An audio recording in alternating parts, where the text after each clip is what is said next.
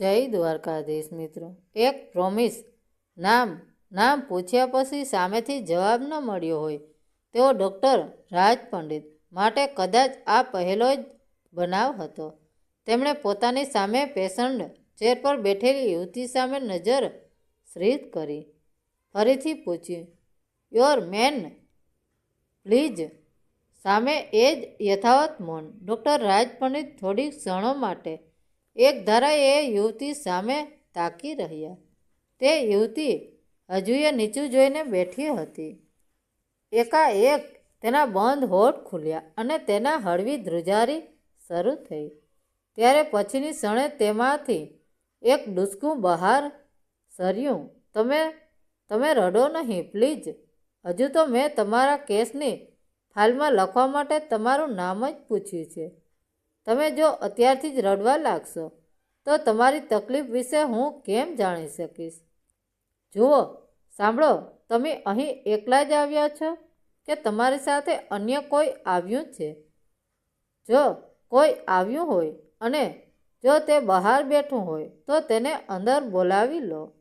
Doctor રાજ હજુ તો આટલું બોલ્યા ત્યાં પેલી યુવતીના ડૂસકાઓનું સરોવર રુદનના સમુદ્રમાં ફેરવાઈ ગયું। તેને આમ રડતી જોઈ ડૉક્ટર રાજે તરત જ તેની સહાયક નર્સ આશા તરફ ઇશારો કરી તેને પાણી આપવા સૂચવ્યું। આશાએ પાણીનો ગ્લાસ ભરી તે યુવતીને આપ્યો। તે યુવતીના હિબકા હવે વચ્ચે વચ્ચે ભરાતા પાણીના ઘૂંટડાની સાથે સાથે ઓછા થવા માંડ્યા। તે જોઈ ડૉક્ટર રાજ પંડિતે થોડો નિરાંતનો શ્વાસ ખેંચ્યો। તેની સામે બેઠેલી અને મેડિકલ એપર્નેટશીપ કરતી ડૉક્ટર વિશ્વાએ મોં મચકાળ્યું। ડૉક્ટર વિશ્વા તાજેતરમાં જ ડૉક્ટર થયેલી યુવાન અને સુંદર યુવતી હતી। દાક્તરી વિજ્ઞાનના પ્રેક્ટિકલ પાઠો શીખવા તે ડૉક્ટર રાજ પંડિતના ક્લિનિક પર આવતી હતી। ડૉક્ટર રાજ પંડિતનું નામ આખા પોરબંદર શહેરમાં એક શ્રેષ્ઠ ગાયનેકોલોજિસ્ટ તરીકે પ્રખ્યાત હતું। તેઓ સ્ત્રી રોગના નિષ્ણાત ડૉક્ટર જ માત્ર નહોતા પરંતુ એક ઉમદા માનવ પણ હતા। તેમનો સતત હસતો ચહેરો લહેકાતી બોલાવટની લઢણ અને ખાસ તો પોતાના સ્ત્રી દર્દીઓની માનસિકતા સમજવામાં પારંગતતાએ એમને માત્ર શહેરમાં જ નહીં આસપાસના વિસ્તારમાં પણ લોકપ્રિય બનાવી દીધા હતા। તેથી પરિસ્થિતિમાં સારવાર લેતી દરેક સ્ત્રી એક વાત્સલ્ય તથા હૂંફની લાગણી અનુભવતી હતી। આમ જુઓ તો શહેરમાં સ્ત્રી રોગના નિષ્ણાત ડૉક્ટર રાજના ક્લિનિક પર દર્દીઓની લાઈન લાગતી। તેની પાછળ મુખ્ય બે કારણો હતા। એકે તેમના મુખેથી કદી નિરાશાની આશા નીકળતી જ નહીં। આવનાર દર્દીનું અડધું દુઃખ તો તેમના ઉત્સાહ અને ઉમંગભર્યા વાણી વર્તન વડે જ દૂર થઈ જતું। અને બીજું કારણ એ કે તેને માટે હંમેશા પૈસા કરતાં પોતાના પેશન્ટની તકલીફ વધુ રહેતી। આવેલા દર્દીને ઓછામાં ઓછા ખર્ચે કેવી રીતે સ્વસ્થ કરી શકાય તે બાબતે વિચારવું તે એમનો જીવનમંત્ર હતો। સામે બેઠેલી યુવતી હવે થોડી સ્વસ્થ થઈ હોય તેવું લાગ્યું એટલે ડૉક્ટર રાજે તેની સામે જોઈને પૂછ્યું, સાથે કોઈ આવ્યું છે કે નહીં?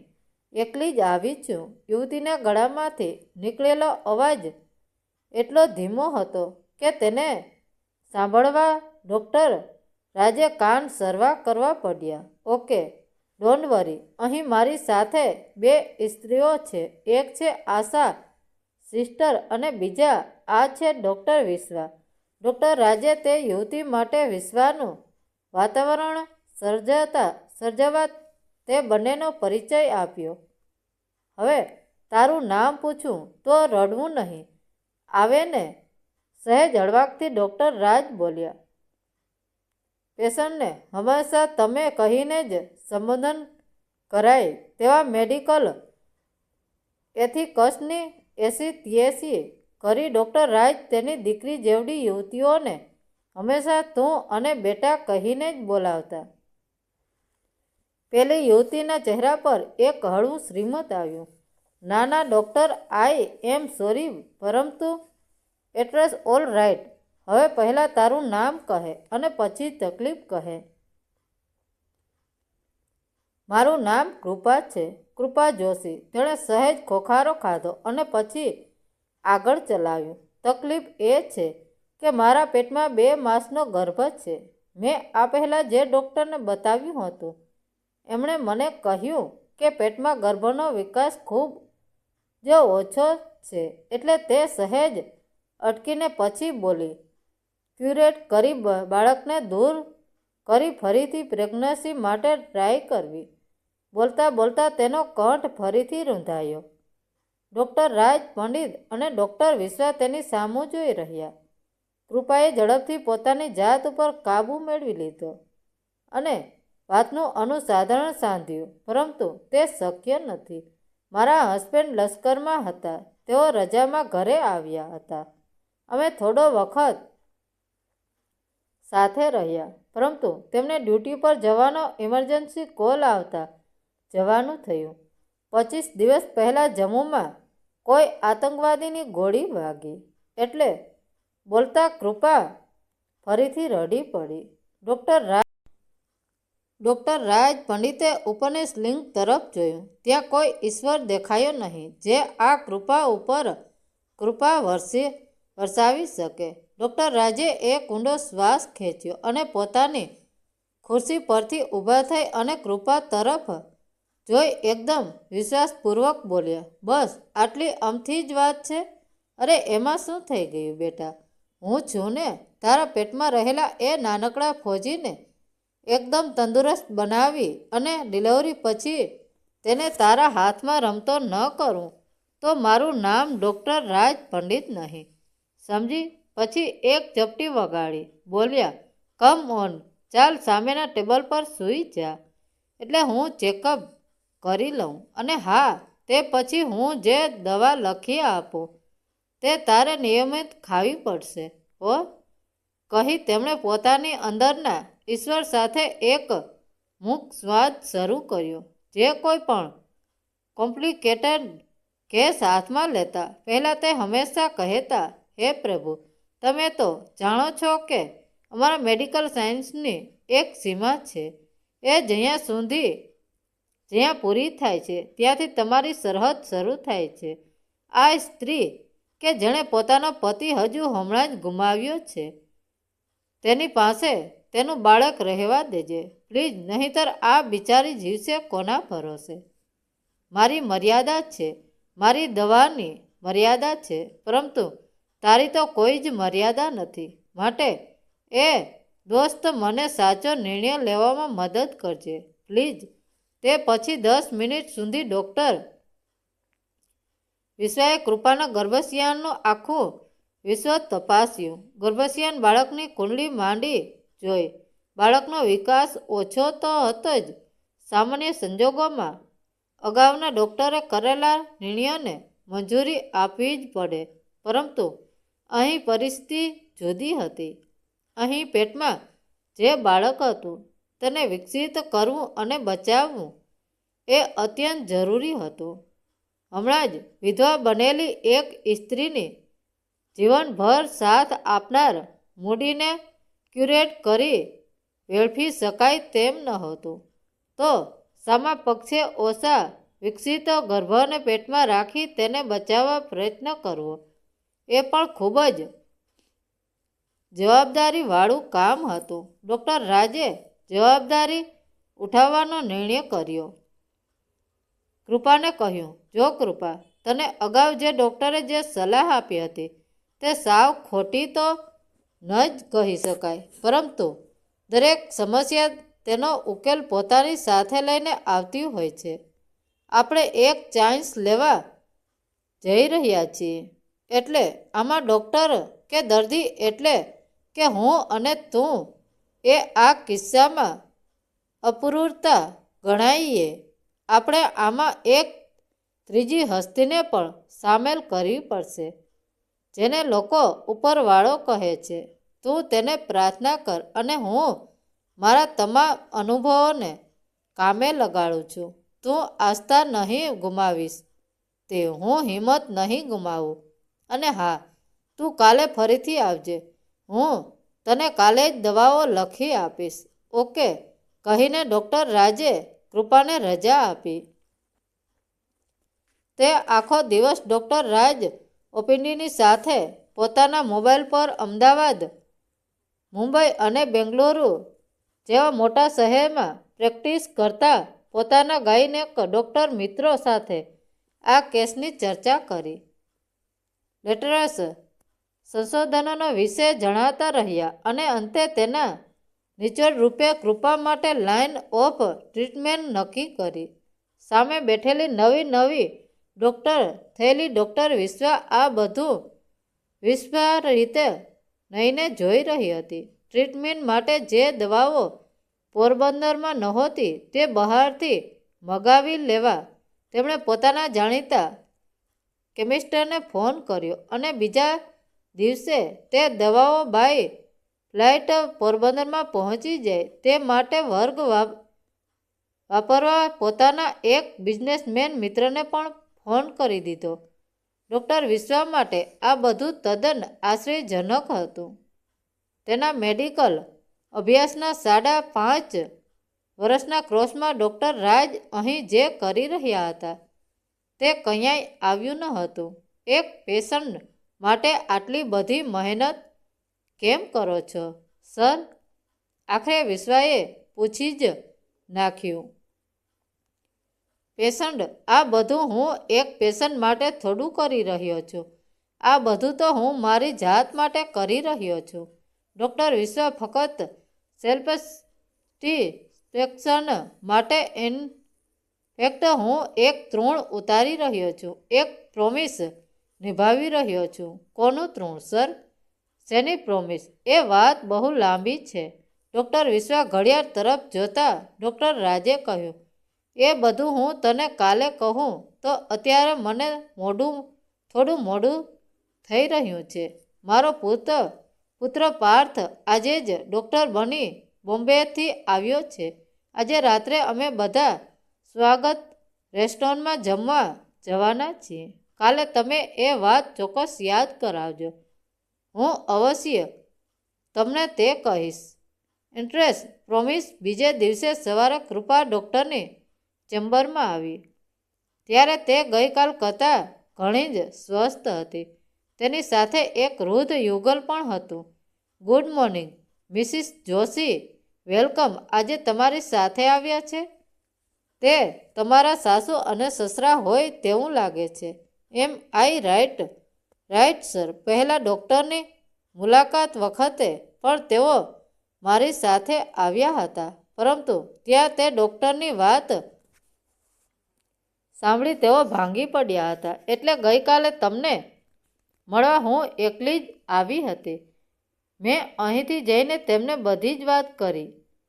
એટલે આજે તેઓ તમને મળવા આવ્યા છે. નમસ્તે. ડૉક્ટર રાજે બંનેને નમસ્કાર કરી ટૂંકમાં આખી વિગત સમજાવી અને છેલ્લે કહ્યું, તમે ચિંતા ન કરશો. કૃપા માટે મેં એકદમ આધુનિક ટ્રીટમેન્ટ નક્કી કરી છે. જે દવા અહીં નહોતી મળતી તે પણ મુંબઈથી મગાવી લીધી છે.